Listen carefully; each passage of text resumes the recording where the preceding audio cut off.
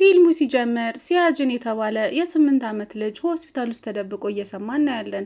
ዶክተሩም ለቤተሰቦቹ በዘር የሚተላለፍ የልብ ህመም እንዳለበት የልብ ቀዶ ጥገና ማድረግ እንዳለበት፣ በሌላ በኩል ሻውጂያንን እናገኛታለን። የሲያጁን የቅርብ ጓደኛ ናት። በሰማችው ነገር በጣም ታለቅሳለች። በልጅነት አይምሯ መድኃኒት ትፈልግለታለች። አብረውም ያድጋሉ። ግንኙነታቸውም ከጓደኝነት ወደ ፍቅር ይቀይሩታል። አብረውም አንድ ትምህርት ቤት ነበር የሚማሩት። ሲያጁን በትምህርቱ ጎበዝ ሲሆን ሻውጂያን ደግሞ ወደ ስፖርቱ ታደላለች።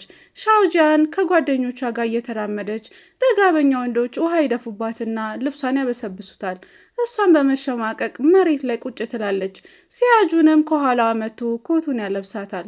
ወደ ልጆቹ ዞሮ በመሄድ ይደባደባል። ሻውጂያንም ደንግጣ እየሮጠች በመሄድ ገላገለቻቸው።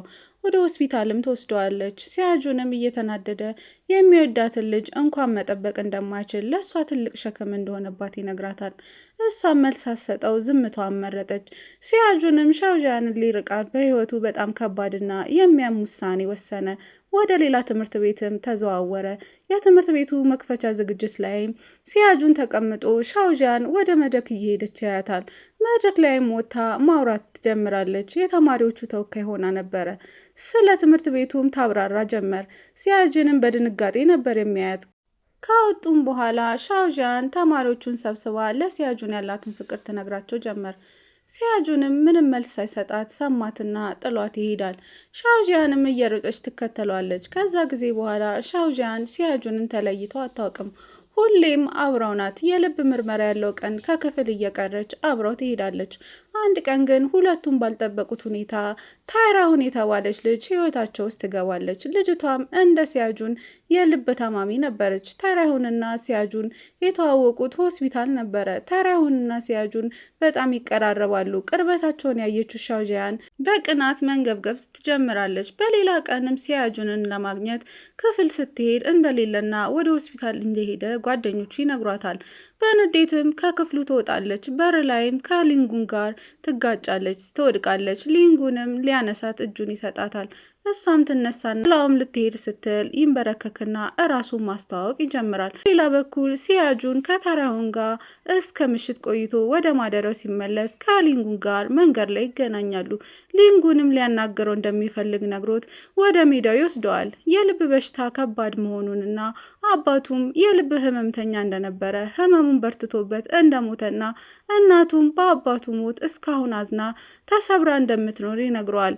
ሊንጉንም ሻውጂያንን አንተን ካጣችህ የእናቴ ጣፋንታ ነው የሚደርሳት፣ እንዳትጎዳት እኔ አብሬያት መሆን እፈልጋለሁ ይለዋል። ሲያጁንም በዝምታ ተመለከተው። በቀጣይ ቀን ጠዋት በስፖርት ክፍለ ጊዜ ሊንጉን በነፃነት ሲሮጥ ሲያጁን ቁጭ ብሎ እየተመለከተው ከራሱ ጋር ያወራ ጀመር።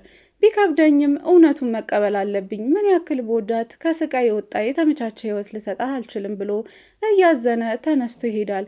ከግቢም ለመውጣት በአጥር ሲዘል ከኪሱ ወረቀት ይጥላል። በሰዓቱም ሻውጂያን ተከትለው ስለነበር ወረቀቱን አንስታ ስታየው ልጅ እያሉ እሷ ስላ ስጦታ የሰጠችው ነበረ።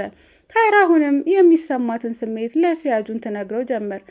ምንም አይነት የፍቅር ታሪክ እንደሌላትና ደረቷ ላይ ባለው ጠባሳ ማንም ሰው እንደማይወዳት እንደሚሰማት ትነግረዋለች። ሲያጁንም እንደዚህ ማሰብ እንደሌለባትና ቆንጆ እንደሆነች ማሰብ እንዳለባት ሲነግራት መልካምነቱ ያስገርማታል። ሳታስበውም ተነስታ ሲያጁንን ትስመዋለች። ማታ ላይም ሲያጁን እውነቱን ለሻውጂያን ይነግራታል። ተናዳም ከኪሷ ውስጥ ወረቀቱን አውጥታ ትወረውርለታለች።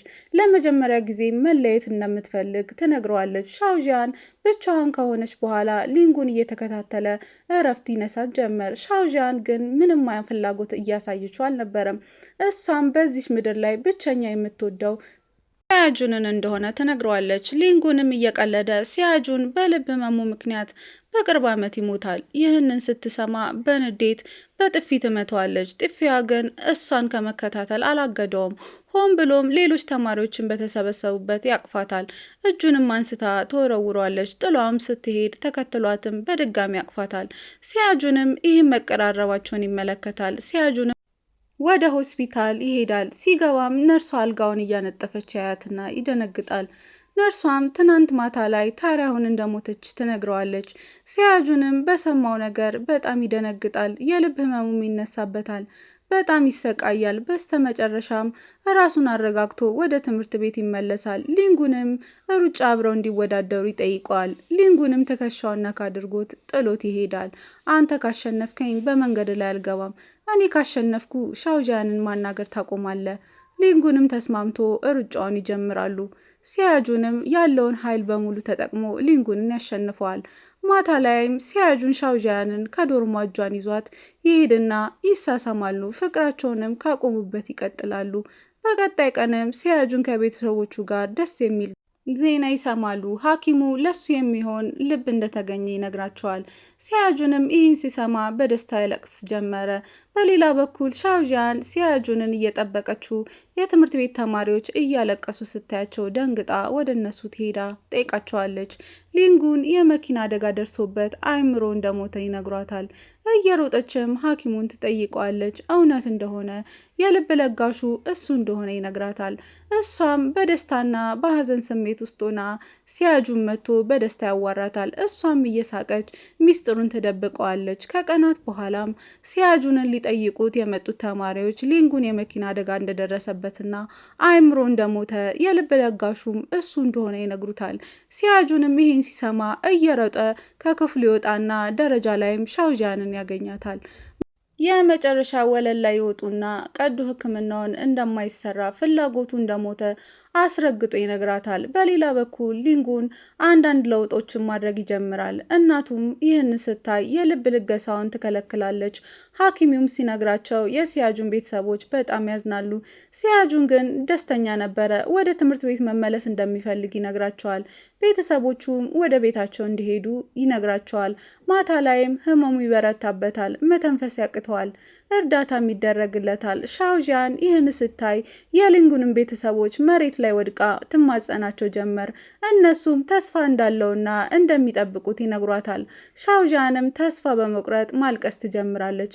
ከቀናት በኋላም ሻውዣን ወደ ሲያጁን ክፍል ስትገባ ሲያጁን ተነስቶ ልብሱን ለብሶ ታገኘዋለች። ሻውዣን ግራ ትጋባለች። ሲያጁንም እንሂድ ይላትና ወደ መናፈሻ ይዟት ይሄዳል። በደንብ ይዝናናሉ፣ ጥሩ ጊዜ ያሳልፋሉ። በስተመጨረሻም ቁጭ ይሉና ሲያጁንም በልጅነታቸው የሰጠችውን ወረቀት ይሰጣታል። ማታ ላይም ወደ ሆስፒታል ይመለሳሉ። ሲያጁንም ህመሙ ይበረታበታል። ሻውዣንም በጣም ትፈራለች። ወደ መጨረሻም ወለል ወጥታ አየር መውሰድ ትጀምራለች። ወደ ኪሷም ስትገባ ሲያጁን የሰጣትን ወረቀት አግኝታ ታነባዋለች። በስተመጨረሻም ሲያጁን ይሞታል። ቤተሰቦቹም የተቃጠለ አካሉን ለሻውዣን ይሰጧታል። ፊልሙም ይጠናቀቃል።